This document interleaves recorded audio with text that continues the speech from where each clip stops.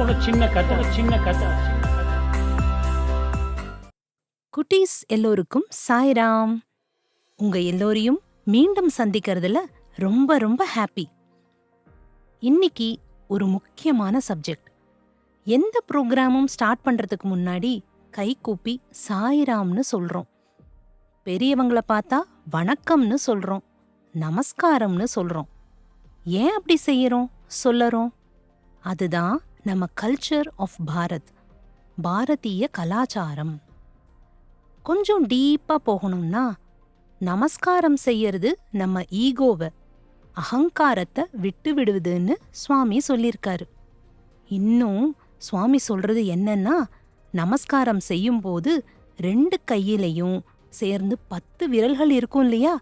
சுவாமி, என்னோட 5 கர்மேந்திரியங்களையும் 5 ஞானேந்திரியங்களையும் உங்களுக்கு அர்ப்பணம் பண்றேங்கிறது இன்னொரு மீனிங்.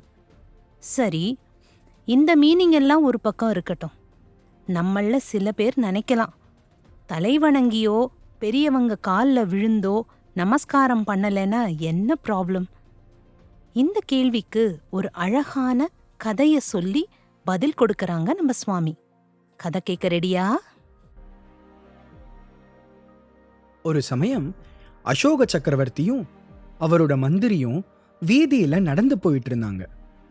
அப்படி போயிட்டு இருக்கும்போது வழியில புத்த மத சுவாமிஜிஸ் எதிரில் வந்துகிட்டு இருந்தாங்க.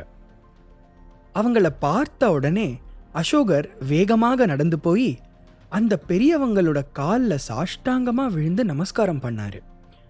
இதை பார்த்த மந்திரி அப்படியே ஷாக் ஆயிட்டாரு, ரொம்பவே ஃபீலும் பண்ணாரு. இவர் எப்பேற்பட்ட சக்கரவர்த்தி, நாட்டில் எவ்வளோ மதிப்பும் மரியாதையும் இருக்கு. அப்பேற்பட்ட ஒரு மகாராஜா போயும் இந்த சாமியாருங்க காலில் விழுந்து தன்னோட தலை அவங்க காலில் படுற மாதிரி நமஸ்காரம் பண்ணலாமா? ச்சே, பார்க்கவே ரொம்ப கஷ்டமா இருக்குன்னு நினைச்சாரு. இப்படிப்பட்ட தாட்ஸ் எல்லாம் யாருக்கு வரும்? சின்ன புத்தி இருக்கிறவங்களுக்கு, நேரோ மைண்ட் இருக்கிறவங்களுக்கு தான் இப்படியெல்லாம் தோணும். மந்திரியும் அப்படிப்பட்ட ஆளுதான். சரி, இதை பத்தி ராஜா கிட்ட பிறகு கேட்கலான்னு காத்திருந்தாரு. 2 பேரும் அரண்மனைக்கு திரும்பினாங்க. உடனே மந்திரி ராஜா கிட்ட, மகாராஜா, எனக்கு மனசு ரொம்ப கஷ்டமா இருக்குன்னாரு. ராஜாவும் மந்திரி கிட்ட, ஏன் உங்களுக்கு கஷ்டமா இருக்கு அப்படின்னு திருப்பி கேட்டார். மந்திரியும், ஓ மகாராஜா, நம்ம நாட்டுல உங்களுக்கு எவ்வளோ மதிப்பும் மரியாதையும் இருக்கு. இதெல்லாம் நினைச்சு பார்க்காம நீங்க அந்த சாமியாருங்க காலில் உங்க தலைப்படுற மாதிரி விழுந்து வணங்கணுமா அப்படின்னு கேட்டாரு. ராஜாவோ உடனே பதில் எதுவும் சொல்லல, லேசா சிரிச்சாரு. அவ்வளோதான். சரியான சமயம் வரட்டும், அப்போ இந்த மந்திரிக்கு உண்மையை புரிய வைப்போம்னு நினைச்சுக்கிட்டே போயிட்டாரு. கொஞ்ச நாள் ஆச்சு. ஒரு நாள் ராஜா மந்திரிய கூப்பிட்டாரு. மந்திரி, எனக்கு 3 விதமான தலைகள் வேண்டும், கொண்டு வர ஏற்பாடு செய்யுங்கள் என்று கட்டளை போட்டார். மந்திரியும், ராஜா, எந்த மாதிரியான தலைகள் வேண்டும் சொல்லுங்க, உடனே கொண்டு வரேன் அப்படின்னு சொன்னாரு. ராஜாவும், மந்திரி, முதல்ல ஒரு ஆட்டு தலையும், 2ஆவதா ஒரு புலி தலையும், 3ஆவதா ஒரு மனுஷ தலையும் கொண்டு வாங்க அப்படின்னு சொன்னாரு. மந்திரியும் ஒரு ஆட்டு தலைய கொண்டு வந்தாரு. பிறகு காட்டுக்கு போய் வேட்டையாடி ஒரு புலியோட தலைய கொண்டு வந்தாரு. கடைசியா சுடுகாட்டுக்கு போய் ஒரு பிணத்தின் தலையை எடுத்து வந்தாரு. 3 தலைகளையும் ராஜா கிட்ட கொண்டு வந்து காட்டினாரு. மகாராஜா, இதோ நீங்க கேட்டபடி ஒரு ஆட்டோட தலை, புலியோட தலை, மனுஷ தலைன்னு 3 தலைகளையும் கொண்டு வந்திருக்கேன், பாருங்க அப்படின்னு சொன்னாரு. உடனே மகாராஜா, சரி மந்திரி, நான் கேட்டபடியே 3 தலைகளையும் கொண்டு வந்துட்டீங்க, குட்.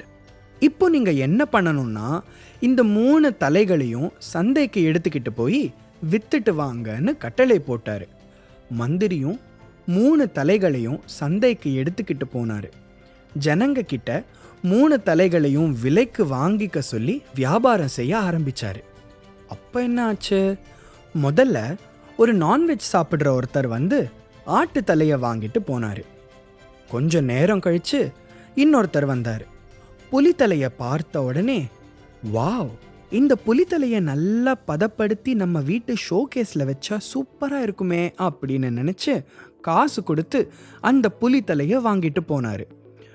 3ஆவதா இருக்கிற மனுஷ தலையை வாங்க யாருமே வரல. மனுஷன் தலையை பார்த்தவங்க எல்லாம் பயந்து போய் தெரிச்சு ஓட ஆரம்பிச்சிட்டாங்க. மனுஷன் தலை வியாபாரமே ஆகலை. அப்போ மந்திரி ராஜா கிட்ட வந்து, மகாராஜா, ஆட்டு தலை புலி தலை ரெண்டுமே வித்து போச்சு. ஆனா இந்த மனுஷன் தலைய வாங்கறதுக்கு யாருமே வரமாட்டேங்கிறாங்க. என்ன செய்யறதுன்னு எனக்கு புரியல. உங்க உத்தரவுக்காக காத்திருக்கேன்னு சொன்னாரு.